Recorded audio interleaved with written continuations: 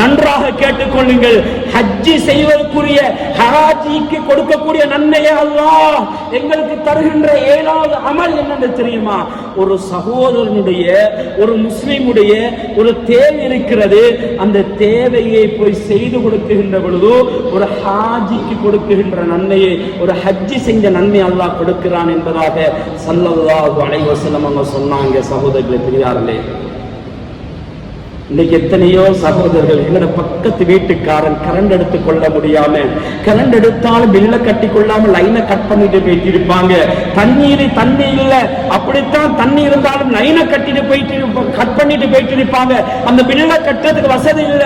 எத்தனையோ ஏழைகள் படிக்கிறதுக்கு கஷ்டப்பட்டு கொண்டிருக்கிறாங்க. எத்தனையோ வீட்டுல நெருப்பு பத்திரத்துக்கு வீட்டுல அடுப்பு பத்தாம எத்தனையோ நாட்களா இருக்குது.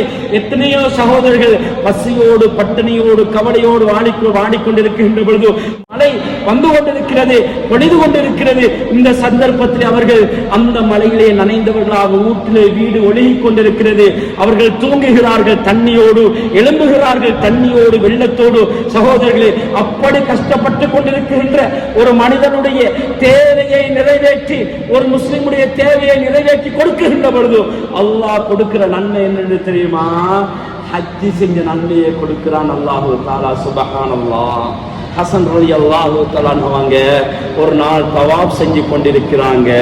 இருக்குகின்ற பொழுது ஒரு மனிதர் சொன்னார், ஹசனே இதோ இந்த மனிதர் கொஞ்சம் கவலையில பல தேவையோடு வாழ்ந்து கொண்டிருக்கிறாரு, அவருடைய தேவையை நிறைவேற்றி கொடுங்கோ என்று அவர் சொல்லுகின்ற பொழுது ஹசன் ரலியல்லாஹு தஆலா அவங்க அப்படியே தவாஃப விட்டுட்டு போறாங்க. அந்த மனிதனுடைய தேவையை நிறைவேற்றி கொடுக்கிறதுக்காக வேண்டி அவருக்கு ஏதாவது ஹெல்ப் செய்வோம், உதவி செய்வோம் என்ற நோக்கத்தில் போறாங்க. கண்ணியத்துக்குரியவர்களே, அன்பார்ந்த சகோதரர்களே, நன்றாக கேட்டுக்கொள்ளும் இந்த சம்பவத்தை. ரசூலுல்லாஹுடைய பேரன், சுப்ஹானல்லாஹ்.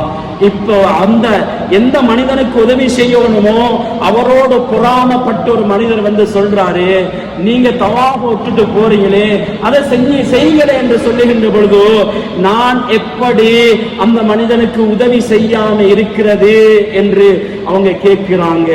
இந்த சந்தர்ப்பத்தில் சொன்னாங்க, கைப்ப நான் எப்படி நான் அந்த மனிதனுக்கு நான் உதவி செய்யாம இருக்கிறது, கைப்ப நான் எப்படி அவருக்கு உதவி செய்யாம போகாம இருக்கிறது? ஏனென்றால் நபி ஸல்லல்லாஹு அலைஹி வஸல்லம் அவங்க சொன்னதை நான் கேள்விப்பட்டிருக்கிறேன். சொன்னாங்க, மன் ஸஹப ஃபி அம்ரி அகீஹில் முஸ்லிம், எந்த ஒரு மனிதன் ஒரு முஸ்லிமான ஒரு மனிதனுடைய உதவி செய்யறதுக்காக வேண்டி, அவருடைய தேவையை நிறைவேற்றுவதற்காக வேண்டி யார் போறாங்களோ, யார் வெள்ளிக்கிழமை செல்றாங்களோ அவங்களுக்கு அல்லாஹ் கொடுக்கிற நன்மை என்னன்னு தெரியுமா? அவருக்கு குத்திபத் லஹு ஹஜ்ஜத்துன் வ உம்ரா. சுப்ஹானல்லாஹ். அவருடைய கடமையை நிறைவேற்றி கொடுக்கிறாரு, தேவையை நிறைவேற்றி கொடுத்துட்டாரு.